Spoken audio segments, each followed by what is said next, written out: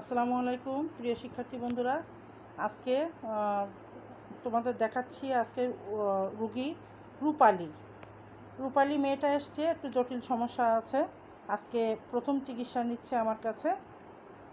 ওর সমস্যা হচ্ছে জন্ম নিয়ন্ত্রণের যে ইঞ্জেকশন আছে জন্ম রোধ করার জন্য, সেই ইঞ্জেকশনটাও প্রায় 10 বছর, ওর ছোটো ছেলের বয়স 10 বছর, সেই 10 বছর ধরে সে জন্ম নিয়ন্ত্রণের সেই ইঞ্জেকশনটা নিয়ে আর কি মেন্সটা বন্ধ হয়ে থাকে, এইটা যাতে বাচ্চা না হয় সেই ব্যবস্থাটা নেওয়া রয়েছে। এই 10 বছর নেওয়ার পরে এখন ও বাচ্চা নেবে বলে 10 বছর পর, আগে বাচ্চা আছে দুইজন বাচ্চা, হ্যাঁ 2জন বাচ্চা আবার নতুন করে নেবে। 2টো ছেলে আছে, একটা মেয়ের আশা, যার জন্য একটা বাচ্চা নেবে বলে ইঞ্জেকশন নেওয়া বন্ধ করেছে, কিন্তু তার মেন্স হচ্ছে না। হ্যাঁ, আবার গায়ে একটু চোখটাও টেনে দেখলাম যে দেখি, হ্যাঁ একদম সাদা আসলে রক্তের পয়েন্টও কম আছে। হ্যাঁ, রক্তের পয়েন্ট কম আছে। এখন মেয়েটার গায়ে রক্তও কম। বয়স কীরকম হবে তোমার জানো? বয়স জানো না, বয়সটা সঠিক জানো না? আচ্ছা, যা হোক, এখন মেয়েটা খুব বেশি হলে হয়তো বা 32 বা 35 ভেতরেই আর কি হবে, মানে দেখার দৃষ্টিতে যেটা বুঝতে পারছি।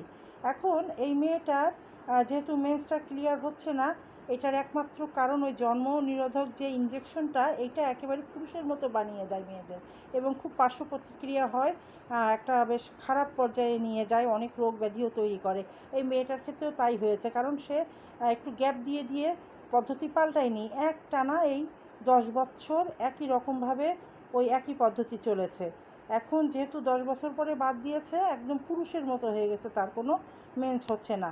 তার সাথে ওর একটু সহবাসে ব্যথা আছে, মেলামেশায় ওর হচ্ছে জরায়ুতে সহবাসের সময় রাস্তাটা হচ্ছে শুকনো থাকে প্রায়ই, কখনো রস থাকে কিন্তু মাঝে মাঝে শুকনো থাকে।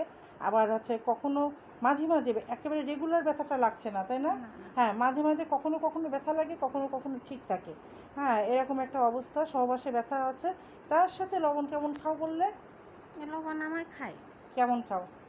এই লবণ না হলে আমার কাছে ভালো লাগে না। ভালো লাগে না? অতিরিক্ত খাও। আজকে যদি বলি আজকে থেকে তোমার লবণ খাওয়া হারাম, তুমি মানবা তো? তাহলে কি করে খাওয়ানি ভাত? না, কি করে খাওয়ানি বললি তো হবে না, কিন্তু আজকের থেকে, তবে তোমার যে ওষুধ দিয়েছি আমি, তাতে হচ্ছে তোমার লবণ খাওয়ার চাহিদা কম হয়ে যাবে, ঠিক আছে? আচ্ছা, যাই হোক, হ্যাঁ এখন তুমি লবণ মোটেও খেতে পারবা না, ঠিক আছে?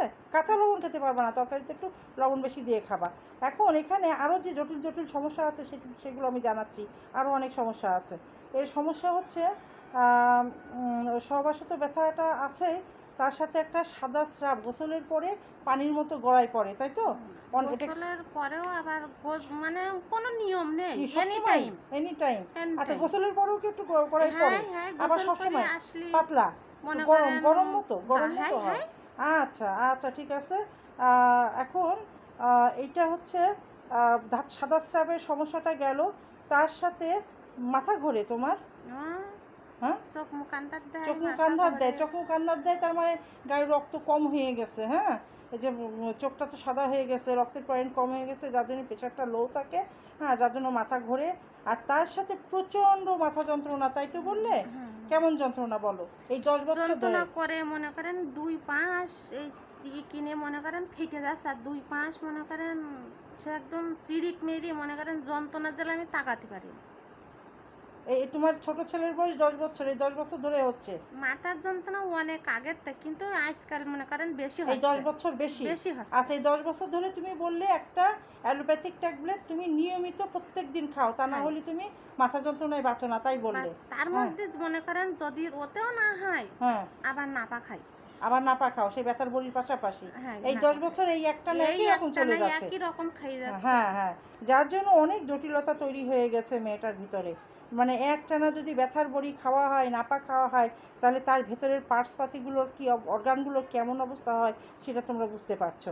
হ্যাঁ, তার সাথে রোদ তো মোটেও সহ্য হয় না। আবার বলছো কি চুলোর আগুনের তাপও সহ্য হয় না, গরমও সহ্য হয় না। হ্যাঁ, গরম কথা, রুগী হচ্ছে খুব গরম কাতর, মোটেও গরম সহ্য হয় না, তাই না? গরমে কি মাথা ব্যথাটা বেড়ে যায়? গরম লাগলে তো মনে করেন মাথা যন্ত্রণা। আচ্ছা, রাগটা কেমন সেটা বলো, একদম খুলে মেলে বলবা। আমার রাগ আছে, প্রচুর রাগ আছে আমার। প্রচুর রাগ? রাগ মনে সহ্য করেন হয় না? না, মনে করেন কেউ যদি কিছু বলে আমার কোনো হুম। ইয়ে নিয়ে, তাই মনে করেন আমি ঝনাত করে উঠি, আমার রাগ আছে। হাজবেন্ডের উপরে ভালোই রাগ দেখাও, তাই না? সবাই, শুধু হ্যাঁ। আমার হাজবেন্ড ওই বলে যে কোনো তোমার কথা যা না। বলছে যে খাওয়াও বন্ধ করে দাও নাকি? সত্যি সত্যি? রান্না কোথায় দিতে হয় না তা কি আচ্ছা, যা হোক। হয় বলেন? হ্যাঁ, যাই এক হোক। সংসারে থাকে গেলে হ্যাঁ, কত হ্যাঁ, যাই রকম হোক। হয়। এটা আসলে তো রাগটা তো রোগের সাথে সম্পর্ক, মানসিক সমস্যা। আর তোমার ভিতরে কি কোনো শোক আছে যেটা গোপন চাপা? বলতে হবে না কি শোক, কিন্তু কোনো শোক আছে যে তোমার একটা কোনো দুঃখ কষ্ট দুঃখ চাপা আর যন্ত্রণা কত যেটা তুমি কত কারোর সাথে বলতে দুঃখর পারো না? কথা আপনার বলবো আমি? কত দুঃখর কথা বলবো? আমার সংসার নিয়ে দুঃখ আছে, সন্তান নিয়ে আছে, স্বামী নিয়ে কত আচ্ছা, সংসারে যাই দুঃখ হোক। আমি আছে। হ্যাঁ, সবার সামনে আনতে চাচ্ছি না, তবে এটা দীর্ঘদিন যাবত ওর ভিতরে একটা মানসিক যন্ত্রণা কাজ করছে, এবং সেই সমস্ত যন্ত্রণা চেপে রেখে রেখে ও একটা মানসিক রোগী হয়ে গেছে, যার জন্য রাগও বেড়ে গেছে রোগের সাথে, এবং শরীরের ভিতরে রোগও দেখা দিয়েছে। আসলে সবার আগে মানুষের মন আক্রান্ত হয়, মন আক্রান্ত হওয়ার পরে তারপরে মানুষের দেহ আক্রান্ত হয়।